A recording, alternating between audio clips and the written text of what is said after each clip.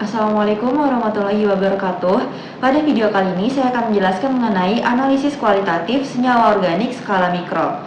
Tujuan dari analisis ini ialah ingin mengetahui apakah dari bahan yang kita ujikan mengandung senyawa organik atau tidak, ditandai dengan adanya perubahan warna pada bahan yang kita ujikan setelah ditambahkan oleh suatu larutan tertentu. Sebelumnya, saya akan membahas terkait alat dan bahan yang diperlukan pada pelaksanaan analisis ini. Alat pertama yang kita butuhkan adalah well plate 24 well, berfungsi sebagai wadah uji untuk melakukan analisis. Alat kedua ialah gelas ukur ukuran 10 mili. Fungsinya ialah untuk membuat larutan kalium dikromat dalam suasana asam.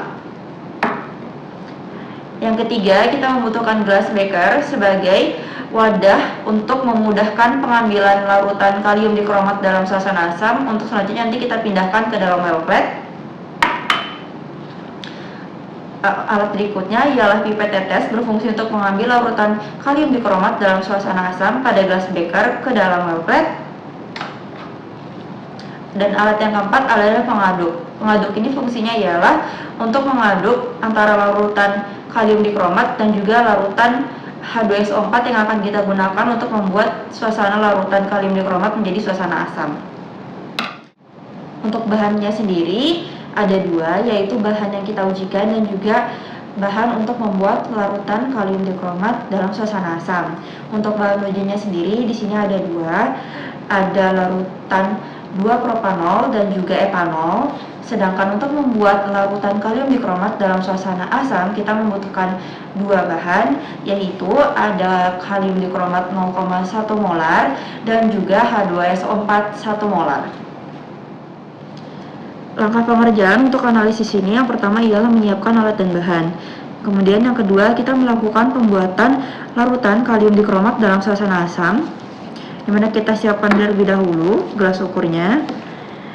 Di sini yang pertama dimasukkan ialah larutan kalium dikromat 0,1 molar sebanyak 2 mili.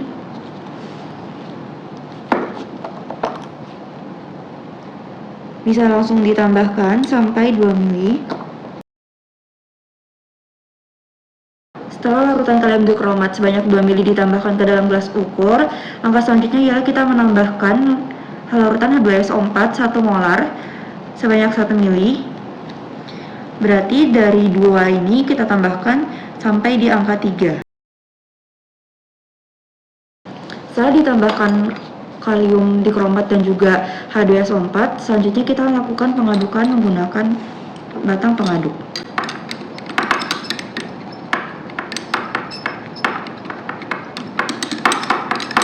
Setelah dirasa cukup homogen,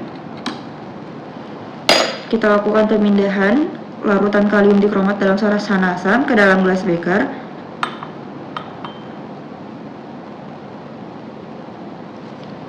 Untuk selanjutnya, kita melakukan pengambilan larutan kalium dikromat dalam suasana asam menggunakan bantuan pipet tetes.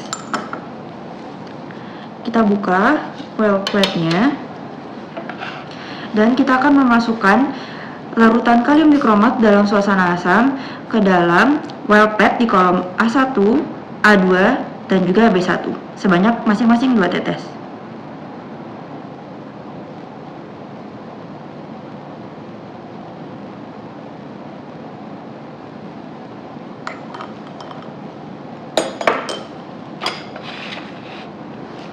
Mengapa di sini kita memasukkannya beda? Jadi untuk A1 dan A2 akan kita tambahkan dengan bahan uji, sedangkan di B1 sebagai kontrol. Untuk selanjutnya, saya akan memasukkan larutan etanol sebanyak 2 tetes pada kolom A1.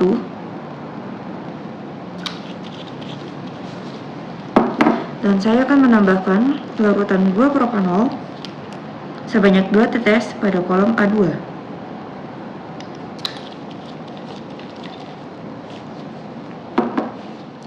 Untuk prosedur percobaannya sudah selesai. Langkah selanjutnya ialah kita akan menunggu terjadinya perubahan warna pada kolom A1 dan A2 yang sudah ditambahkan bahan uji selama kurang lebih sekitar 20 menit. Setelah menunggu sekitar kurang lebih 20 menit, teman-teman bisa langsung mengidentifikasi perubahan warna yang terjadi antara kolom A1A2 dibandingkan dengan kolom B1, di mana A1A2 sudah ditambahkan bahan uji sebelumnya, sedangkan kolom B1 adalah kontrol. Teman-teman bisa melakukan pencatatan perubahan warna yang terjadi pada data hasil praktikum. Untuk memudahkan teman-teman juga membandingkan warnanya, bisa meletakkan kertas putih di bawah well plate-nya agar perubahan warna yang terjadi tampak lebih jelas. Sekian dan terima kasih.